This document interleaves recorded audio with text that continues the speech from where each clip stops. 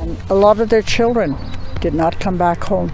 They have no idea whatever happened to their children. Tonight, Carcross First Nation begins a search for answers at Chutla Residential School. As I carried her, I gave her life. A grieving mother is finally able to tell her daughter's story. The boat here that's all the people from Fort Chip, the hamlet of Fort Chip. They evacuated. And one Fort Chipewyan man takes fire evacuees on board his own boat.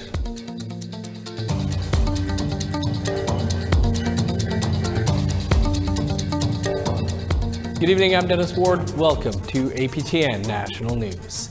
The first ground search at a former residential school site in the Yukon has begun. As the community continues to grapple with the legacy of the school, many are hoping the search will yield answers and healing. Here's Sarah Connors with that story.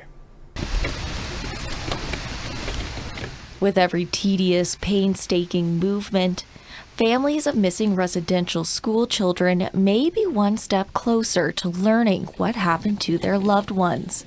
And a lot of their children did not come back home. They have no idea whatever happened to their children. While the site of the former Chutla Indian Residential School in Carcross, Yukon has since returned to earth, its reputation of abuse and brutality continues to haunt the community and the territory.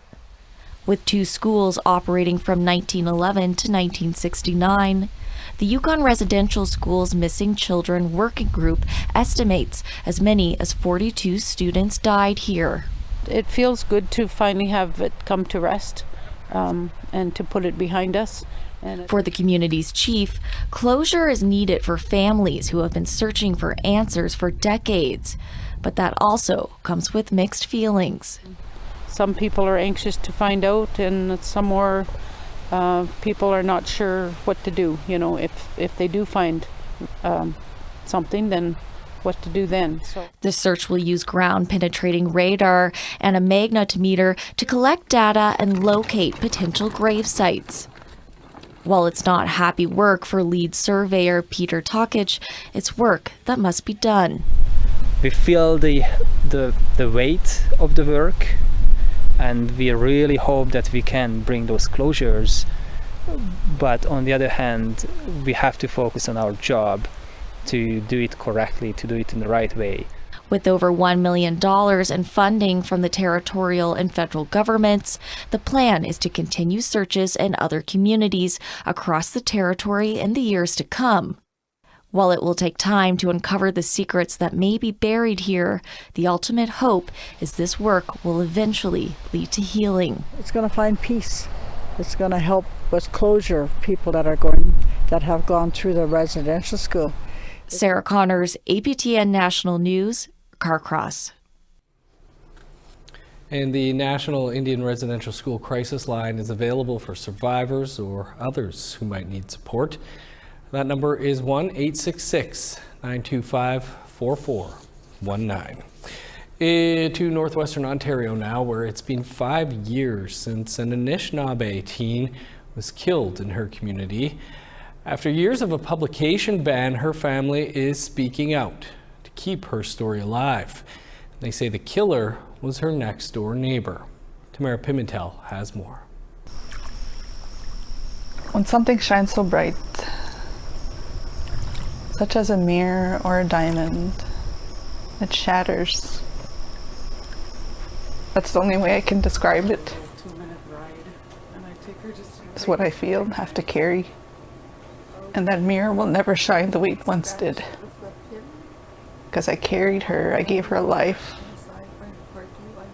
I breastfed her, and she was stolen from me.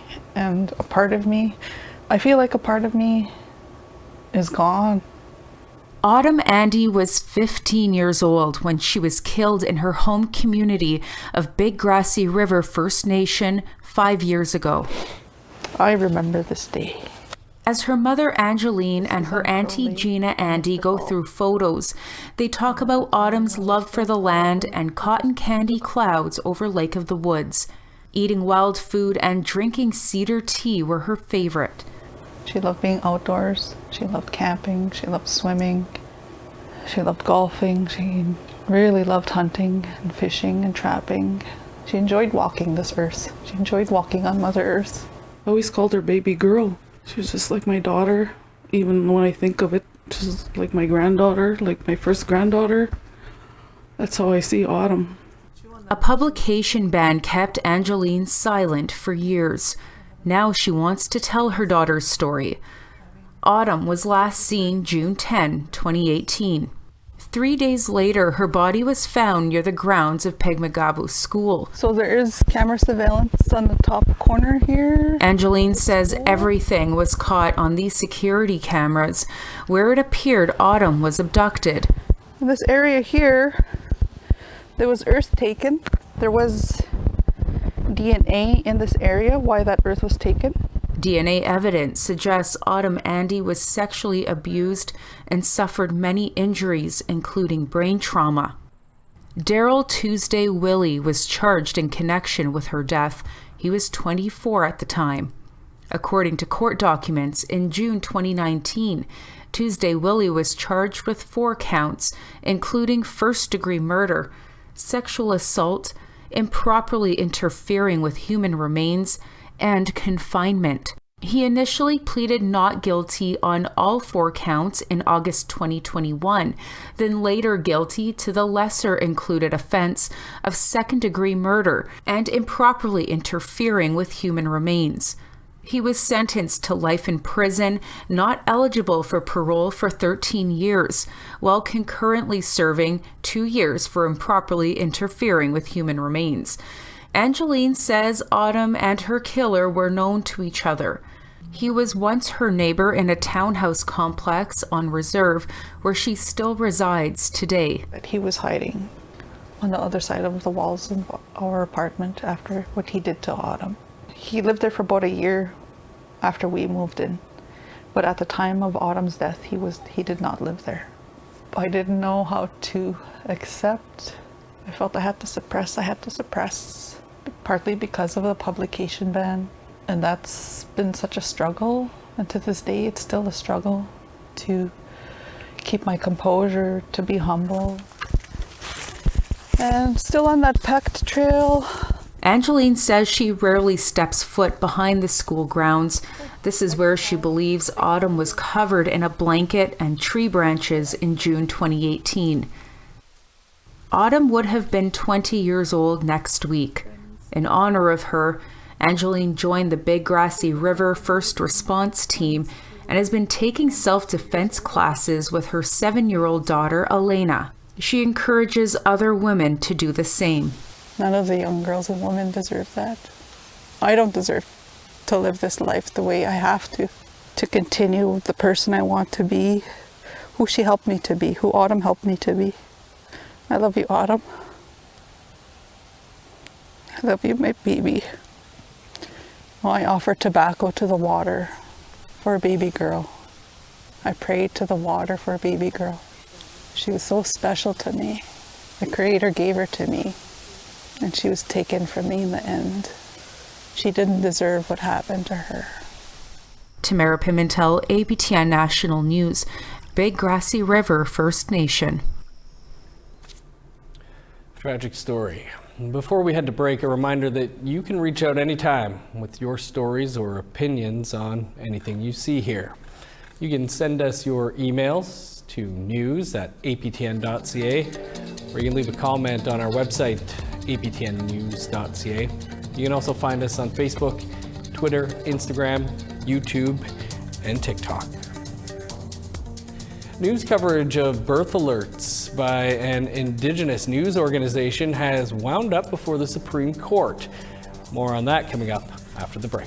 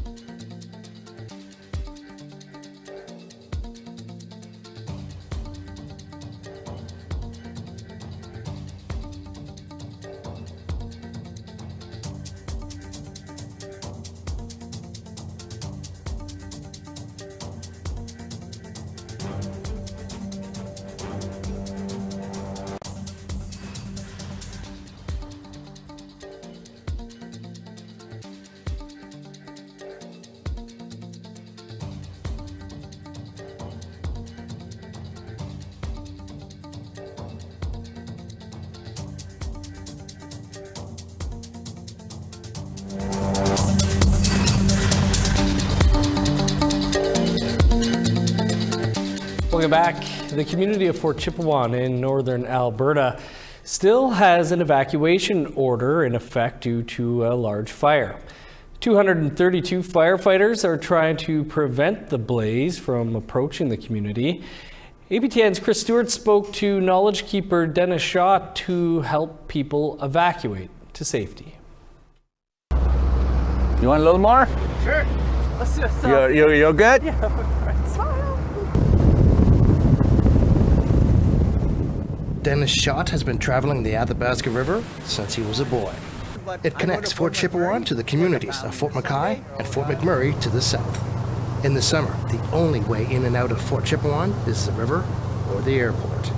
When the evacuation began on May 30th, Fort MacKay First Nation leadership asked Schott, a Fort MacKay resident, to help evacuees get to safety by boat. He and his friend Shay quickly agreed. This river goes down to Lake Athabasca, where we're having this evacuation. Where's Fort Chip from here? North, about 5 hours from here. And you've taken two trips so Two far? trips, yeah. Came home for 1 o'clock in the morning the first night. Schott took myself and APTN reporter Daniel Parody on his boat. He spots an approaching boat just finishing their 5-hour trip. And like here, just downriver, a boat just coming in from Lake Athabasca. Yeah, the boat coming in.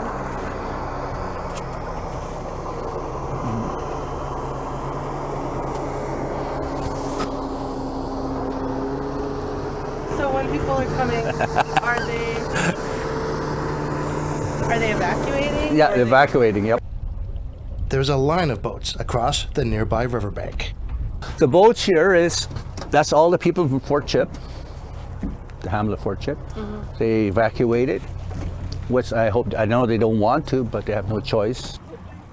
He says on his trip, he helped some evacuees who were in trouble. We came across the people that they were still going, but he said, I don't think we'll make it to Fort MacKay. Could you give some gas? I said, yes, because that's our attention. For Schott, it was a great feeling to be able to help. They were just totally big smile, like my friend and I, Shay. Both were just happy. Like we felt good when we helped them, and they were just saying thank you. Like for Fort MacKay First Nation for doing this. Like my buddy and I were very happy. We felt good. Chris Stewart, APTN National News, Fort MacKay, Alberta. Good work there, Dennis. Well, a birth alert flags expectant parents to hospital staff without their consent by a child welfare agency.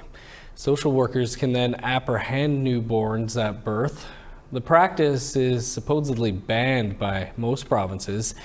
In British Columbia, it was the work of Indigenous journalists, including Brielle Morgan, now working as a freelancer, that brought attention to the issue.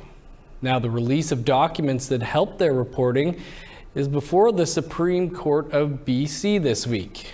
Brielle Morgan joined Daryl Stranger to talk about it late last week. Brielle, thank you so much for joining us here today. Now, your team has been investigating birth alerts for a number of years now. So can you fill us in with the latest in this story? Yeah, absolutely. So just to be clear, I'm no longer with the Indigenous team, but I've been working on this as a freelancer and have a good relationship with the folks on the Indigenous team. And so the latest in the story is, ever since we broke the story in 2021 that the BC government had characterized its own practice as illegal and unconstitutional.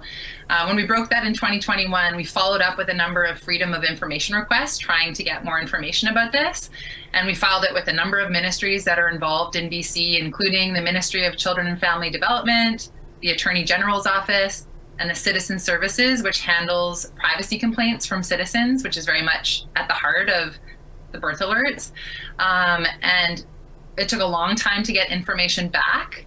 And when we received this information, there were whole pages redacted. There was lots of information that just wasn't, that was blacked out, and we weren't clear on what was missing. And so over the last couple of years, we've been pushing to have more of that information revealed by appealing to the Office of the Information and Privacy Commissioner in BC.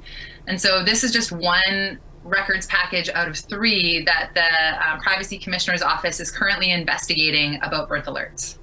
So did the province explain why they wanted these documents back at all? Yeah, so they said that the information around their characterization of these birth alerts as illegal and unconstitutional had been released in error, and that should have been subject to solicitor-client privilege or advice from their internal advice from lawyers. But the Indigenous team felt very strongly that it was very much in the public interest for the public to know that the government had called these illegal and unconstitutional, and we felt like we had a lot of questions around that. So we're still waiting for the government to explain whether they're going to notify the hundreds of parents that have been subjected to birth alerts in recent years, that they have been subjected to these alerts and that their privacy was violated. They haven't answered that question about whether they're going to notify parents, whether they're going to apologize to them. And that's something that Indigenous leaders have called for, and that the representative for children and youth in BC has called for.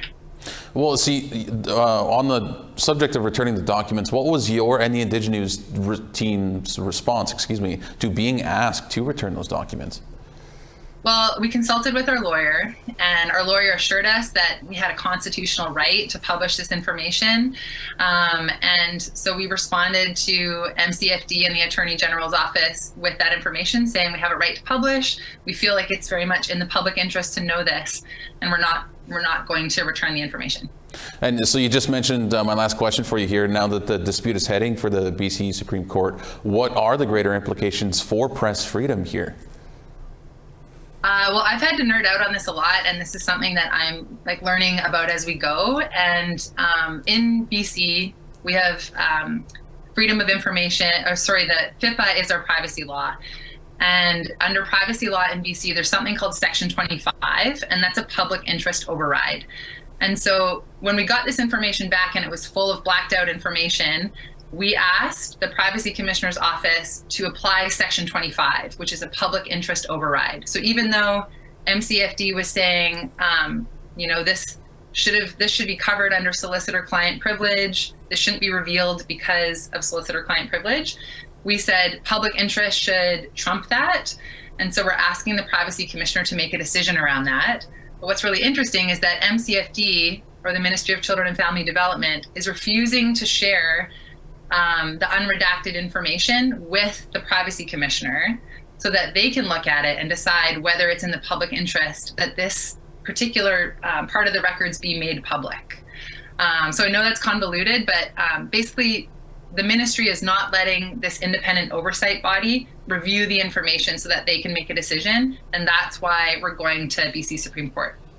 Well, certainly plenty to look ahead to with the story as well. But Brielle, we'll have to leave it there, but I want to say thank you, miigwech, to you for coming on, and great work by you and the Indigenous team on this story. Thanks so much, Daryl. Time for another quick break, but you'll want to stick around for our story on an online competition featuring mermen that has gone viral. I've done challenges before for our community, and it's a lot about morale and just being able to laugh and have fun together.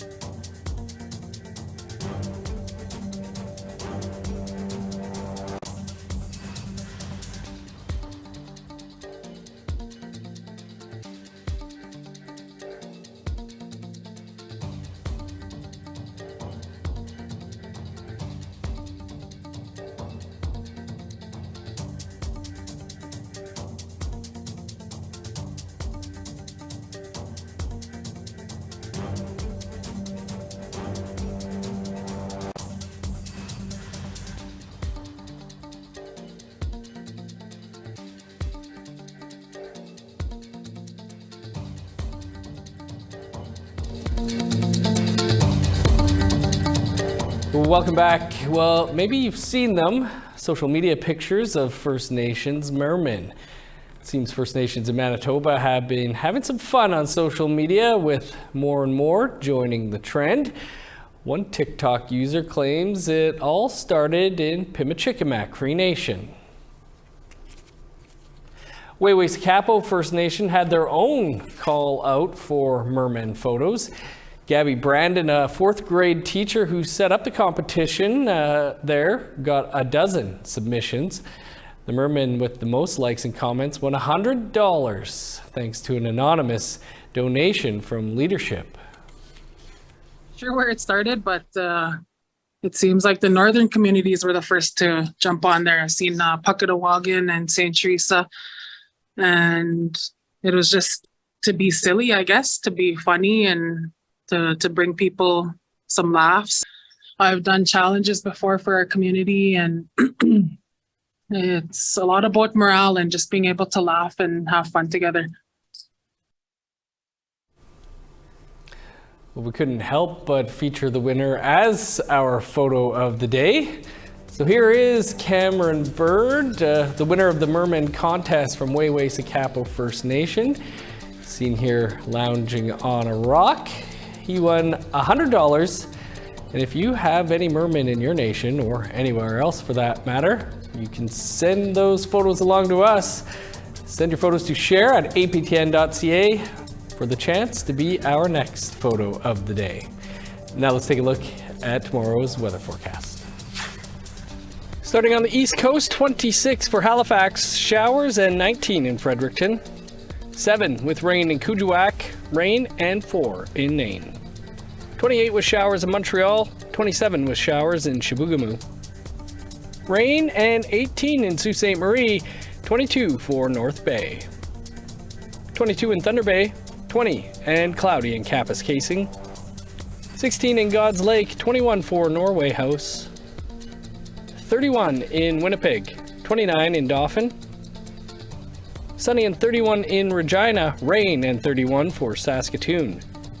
29 with showers in Meadow Lake and Buffalo Narrows. In northern Alberta, rain and 21 for Fort Chip, 19 with showers in High Level. 28 with rain in Edmonton, showers and 20 in Lethbridge. 19 with rain for Vancouver, sun's out, and 20 for Victoria. Sunny and 21 for Prince George and Smithers. 16 in Old Crow and Whitehorse, where rain is expected. 17 with showers in Yellowknife, 20 with rain in Norman Wells. 7 in Sax Harbor, 9 for Pawlatuck. 4 in Chesterfield, 10 for Arviat. 3 in Resolute, plus 2 in Arctic Bay.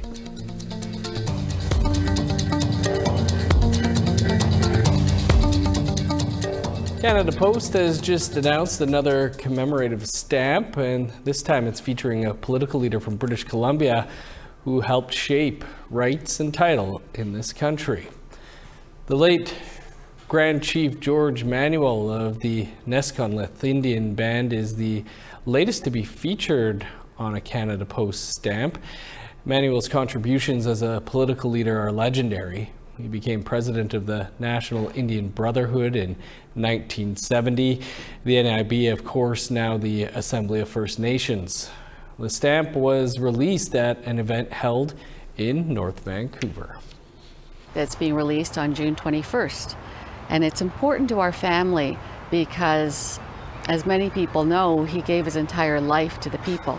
And he was, an amazing leader who led regionally and nationally and internationally, and was honored many times for all of his achievements, from fighting the White Paper Policy in 1969 to leading and building the National Indian Brotherhood, to leading the Constitution Express, which had our rights entrenched in the Constitution in Section 35.